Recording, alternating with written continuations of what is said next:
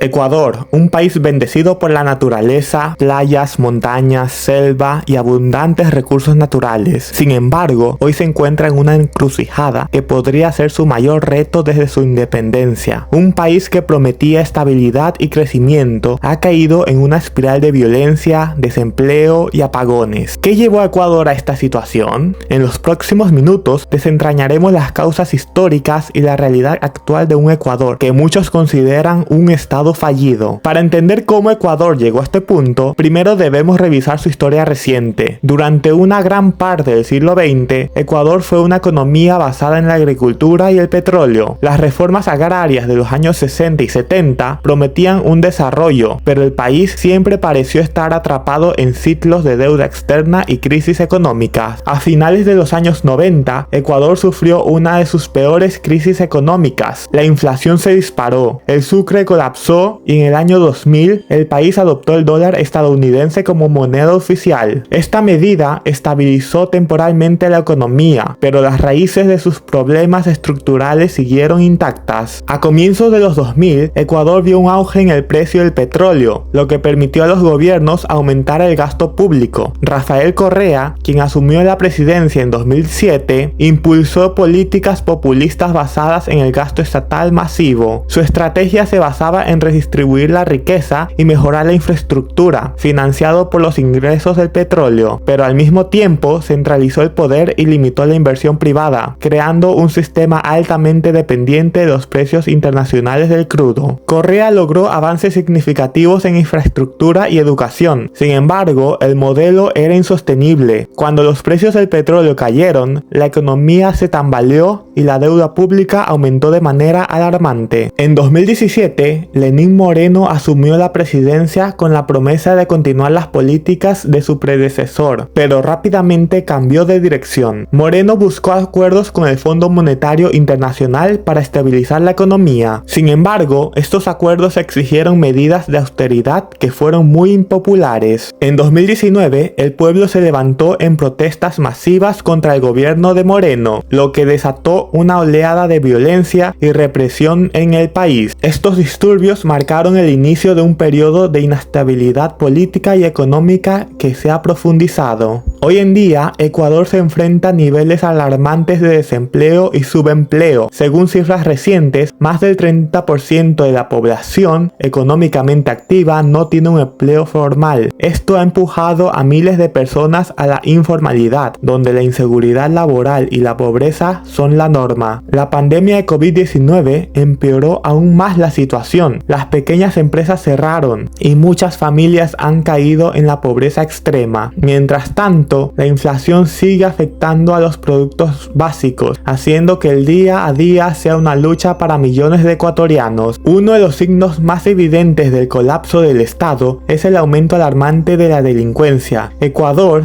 que alguna vez fue uno de los países más seguros de América Latina, ahora se enfrenta a un nivel de violencia sin precedentes. El narcotráfico ha arraigado profundamente en el país, en parte debido a su proximidad a Colombia y Perú, los mayores productores de cocaína en el mundo. Ciudades como Guayaquil se han convertido en epicentros de la violencia, donde los cárteles de la droga luchan por el control territorial. Las cárceles en particular se han convertido en zonas de guerra. En los últimos años se han registrado decenas de masacres dentro de los penales, con bandas criminales disputándose el poder incluso desde la prisión. El sistema judicial y policial parecen incapaces de contener esta oleada de criminalidad. Además de la violencia, Ecuador enfrenta una crisis energética sin precedentes. Los cortes de luz, que comenzaron en septiembre de 2024, se han convertido en parte del día a día de los ecuatorianos. Con un sistema energético que depende en gran medida de la energía hidroeléctrica, la falta de lluvia ha dejado al país en una grave situación. Alrededor del 70% de la electricidad del Ecuador proviene de fuentes hídricas y la sequía ha reducido drásticamente la capacidad de generación. Se espera que los cortes continúen hasta bien entrado 2025.